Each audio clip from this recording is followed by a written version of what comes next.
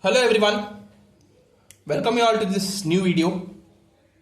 So in my previous videos we have done with the derivation of relationship between directivity and effective aperture in case of an half wave dipole and short electric dipole. For both of them we have got different set of values and we have concluded with one relationship that for both of them the aperture would be somehow same along with the directivity, but with respect to the change in characteristics it would be varying with the factor of lambda. Okay, for both those things we have seen that the variation factor is lambda, that is wavelength.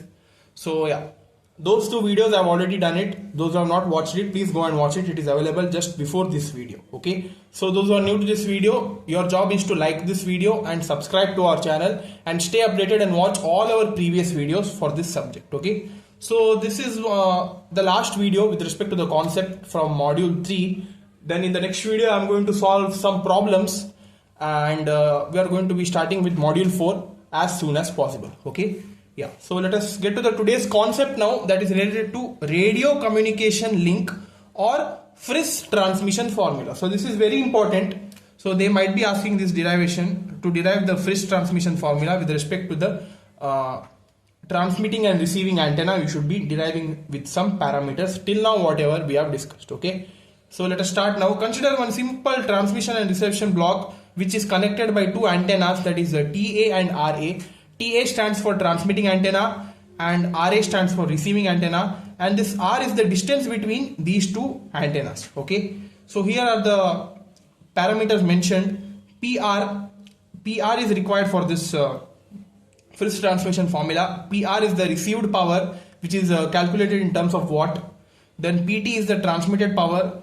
A suffix ET is the effective aperture of the transmission antenna, and A suffix ER is the effective aperture of the receiving antenna. Both are calculated in terms of meter square. Then R is the distance between the transmitter and receiver, that is in terms of meter. Then the wavelength is given by lambda. Okay, so now power per unit angle which is available at the receiving antenna is given by S suffix R. Okay, so that S suffix R is equal to PT divided by 4 pi R square.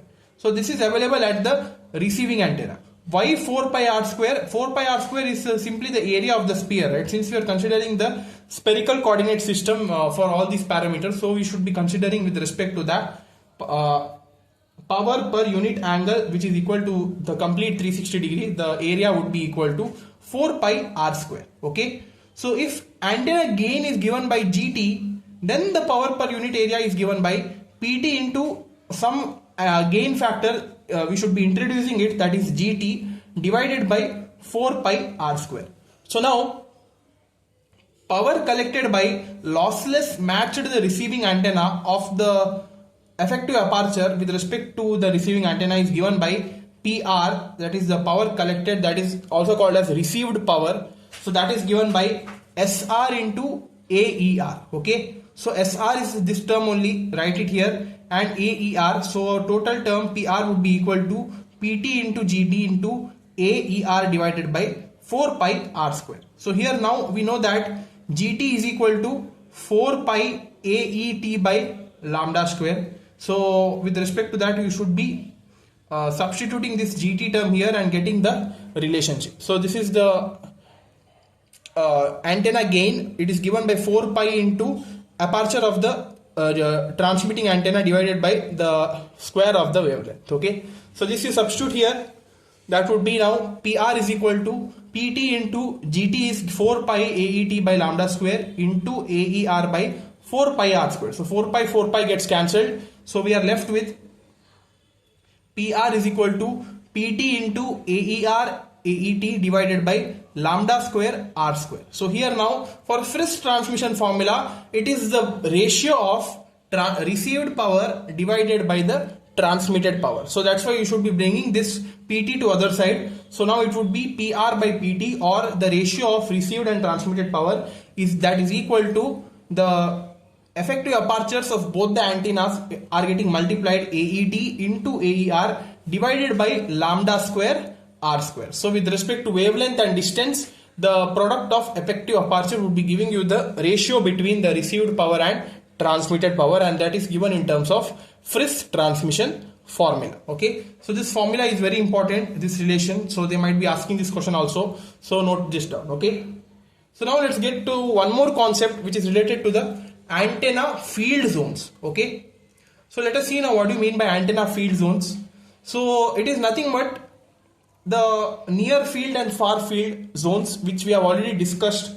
Near field stands for the nearest electric field or magnetic field with respect to the wavelength generated, and far field is the farthest electric field or magnetic field with respect to the radiation signals which is passed through it. Okay, so here you see we have considered one simple antenna, or one, it is also called as dipole antenna. It's one and the same, and just one circle we have drawn it, and that circle is with respect to the nearest field, and that near field is also called as Fresnel zone. And this is the far field through which the radiation is taking place, that in dotted lines have represented here. That is called as the Fraunhofer zone. Okay, far field. And this is the boundary of sphere of antenna region. So this is that boundary which is not drawn here, but it is specified as L here. Okay, yeah. So now fields around antenna is divided into two regions. So the two regions are near field and far field. Near field is called as Fresnel region, and far field is called as Fraunhofer region. Okay, so the boundary between these two fields may be arbitrarily taken. Arbitrarily taken means it is not permanently fixed. It could be taken for temporary purpose with respect to the radiations obtained. With respect to the radiations obtained through the antenna, it is not fixed. It would be changing with respect to the radiations. So here at the radius r, it is taken arbitrarily, where r is given by 2l square by lambda. Okay, so where l is the maximum dimension of the antenna which it could be obtained, and it could be of transmitting antenna or receiving antenna, and lambda is the wavelength. So some parameters you need to be knowing, that is, in the Fraunhofer region the measurable field components are transverse to radial direction. Okay, so in the Fraunhofer region or the far field, the measurable field components are transverse to radial direction, because it would be following the radial direction. Why? Because it is far from the antenna, and it would be coming into the range of radiations. So whatever the radiations obtained with respect to that, it would be moving in that particular radial direction. Okay, that is in case of far field. Whereas in case of near field, the power flow is not entirely radial. Why? Because it is near to the antenna, and we cannot be saying that it is radiating. It is radiating correctly, because it would be having the characteristic somehow which is nearer to the antenna. So that's why it is not entirely radial, and all power flow is radially outwards. Okay, it is not going towards the antenna. All the power flow would be going away from the antenna. Okay, so it won't be going towards the antenna. So because you know that radiations are not coming towards antenna, it is not magnetic in nature, it would be spreading away from the antenna. So that's why all power flow is radially outwards. So this is all about antenna field zones and the radio communication link or Friis transmission formula. Okay, so these points you have to note it down, and I guess they might be asking these questions in the exams as well. So that's why I thought to make this video. Okay, so hope you understood something, and that's all for the theory part of module 3. So in the next video we are going to see with some problems with respect to the basic antenna parameters, and we are going to conclude this module 3 also. Okay, yeah. So in around 8 to 9 videos I have covered module 3. So watch all of them. All the concepts are very, very important. Okay, yeah. So that's all guys. Like this video, subscribe to our channel, keep supporting. Thank you.